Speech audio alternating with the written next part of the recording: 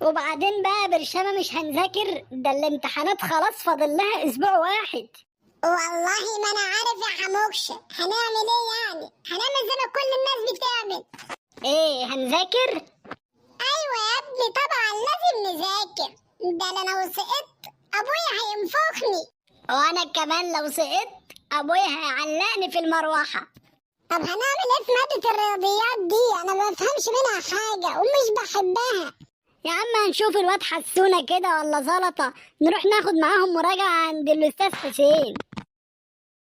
مسا على الصحاب، ازيكم يا اصحابي؟ احنا الحمد لله كويسين يا حسونة، كويس انك جيت في وقتك يا عم. أنا عايزك يا اسطى تاخدنا معاك أنا وبرشام عند الأستاذ حسين في المراجعة النهائية. ايوه يا اسطى، بس انت عشان تروح معايا انت وبرشامة في المراجعة النهائية لازم تكونوا مذاكرين. يا عم انت خدنا معاك ومالكش دعوة يا عم حسونة. خلاص ماشي يا صاحبي، من بكرة ان شاء الله تكونوا معايا عند الاستاذ حسين، وانا هقول للاستاذ حسين عليكم. قشطة يا صاحبي. هسيبكم انا بقى، ما تقعد تشرب حاجة يا زميلي. لا يا عم انا مش فاضي، انا ورايا مذاكرة. الواد حسونة ده من كتر المذاكرة دماغه خلاص هيست.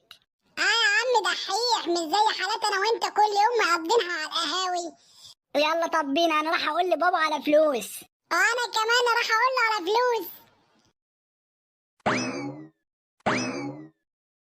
أنت يا حموكش أنت وبرشامة، فين حساب القهوة أنا؟ يا حاجة. نعم يا حاج، عايز إيه؟ اعملي لي كوبايه والنبي يا ام برشامه، لحسن انا دماغي مصدعه قوي. السلام عليكم يا حاج. اهلا وعليكم السلام. انا حاج الامتحانات بتاعتي فاضل لها اسبوع. ايوه، وانت لما امتحاناتك فاضل لها اسبوع كنت فين بتتصرمح؟ ما بتذاكرش ليه؟ لا يا حاج، ما كنتش بتصرمح، ما تظلمنيش. انا كنت مع حموكشة صاحبي بقول له عايزين نذاكر مع بعض. دلوقتي يا حاج انا عايز اخد مراجعة قبل الامتحان عند الاستاذ حسين في مادة الرياضيات، لحسن انا مستوايا ضعيف خالص. والمراجعه دي هتكلف لها كام يا سيدي؟ المراجعة دي يا بابا هتتكلف لها 500 جنيه. ليه 500 جنيه يعني؟ هو انت تطلع طيار؟ اديله يا حاج، خلي الواد يذاكر كده ويبقى فالح زي أصحابه. وحياتك يا حاجه الواد ده ما هينفع. يا بابا ليه بس يا بابا كده؟ انت على طول محطمني. ما تكسرش مقاديف الواد يا حاج وشجعه كده، ده هيطلع دكتور. دكتور؟ هو من امتى الحدايه بتحدف كتاكيت يا وليه؟ قصدك ايه يعني يا حاج بالكلام ده؟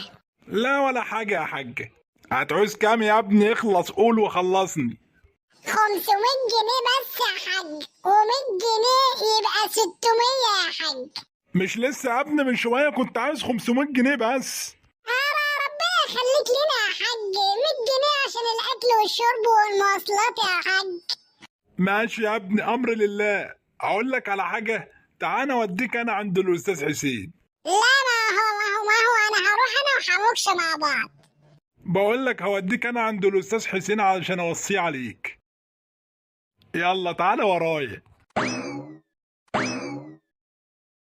انا عايزك تشد حيلك مع الواد يا استاذ حسين علشان عنده امتحان بعد اسبوع وهو ضعيف جدا في ماده الرياضيات. لا من الناحيه دي يا ابو حموكشه مش عايزك تقلق خالص، حموكشه ابنك شاطر ويعني بيسمع الكلام ما شاء الله عليه، وما تقلقش عليه خالص. والله هو ده العشم برضه يا استاذ حسين، وربنا يديك الصحه ويخليك لينا. يا بابا قول له ان انا مش حافظ جدول الضرب. وحياة امك، امال بخليك جايبني ليه قاعد وادفع فلوس على الفاضي؟ في ايه بس يا ابو حموكش؟ اهدى كده. بيقول لي يا استاذ حسين انه مش حافظ جدول الضرب. لا اطمن خلاص يا ابو حموكش، سيب الموضوع ده عليا. السلام عليكم. وعليكم السلام ورحمه الله وبركاته. طيب استاذن انا دلوقتي يا استاذ حسين وهسيب لك حموكش. اتفضل يا حاج. اتفضل يا حاج ابو برشامه، اتفضل. ازيك يا استاذ حسين؟ انا جاي لك دلوقتي بخصوص ابن برشامه، جايبه لك عايزك تديله مراجعه نهائيه محترمه كده، عايز الواد يجيب الدرجه النهائيه. وماله يا حاج؟ من عينيا حاضر، بس هو يفتح مخه معايا ويا ريته ما يسرحش كده وانا بشرح. سامع عاده برشامه الاستاذ بيقول ايه؟ يا حاج سامع. انا حموكشة. ايه يا ابني عايز ايه؟ انت جيت امتى يا ابني انت وابوك هنا؟ قبل ما تيجوا انتوا بنص ساعه بالظبط. انت حافظ جدول الضرب ولا لا يا برشامه؟ لا يا عم مش حافظ جدول الضرب. يا استاذ حسين يا استاذ حسين، برشامه مش حافظ جدول الضرب زيي. الكلام ده صحيح هذا برشامه؟ لا يا حاج حافظ جدول الضرب. يا حاج ابو حموكشه مش عايزك تقلق خالص، سيب لي برشامه انت بس وما تقلقش عليه، انا هخليه لك بيرفكت يا حاج. الله يبارك لك يا استاذ حسين، وشد حيلك مع الواد ده، لو ما فتحش مخه معاك اديله بالجزمه وكسره، وانا هوديه المستشفى اجبصه. هسيبك انا بقى يا استاذ حسين، الله يعينك على حموكشه وبرشامه. ازيك يا حموكشه انت وبرشامه؟ الحمد لله مستر. تعالوا بقى نقعد كده علشان اشرح لكم الرياضه من اول وجديد، علشان هخليكم تقفلوا الدرجه النهائيه فيها ان شاء الله. اهلا، الحمد لله على السلامه يا وحش. الله يسلمك يا بابا. قول لي بقى الدرس كان عامل ايه؟ بصراحة يا بابا الدرس كان 100 والأستاذ حسين ده شرحه كويس جدا. طب اساله كده يا حاج، شوفوا الدرس نفع معاه ولا لا. تقدر تقول لي يا برشامه 5 في 6 بكام؟ 5 في 6 ب30 يا حاج. ما شاء الله. 9 في 8 بكام؟ 9 في 8 ب72 يا حاج. ما تقلقش عليا يا حاج، أنا قلت لك بقيت بيرفكت. البركة بقى في الأستاذ حسين. ما شاء الله عليك يا ابني، ربنا يوفقك في الامتحان بتاعك. اللهم امين يا حاج. وبكده الفيديو يكون خلص يا اصحابي. ما تنسوش تصلوا على النبي في الكومنتات علشان كلنا ناخد ثواب. وما تنسوش كمان تدعوا لاهلنا في غزه.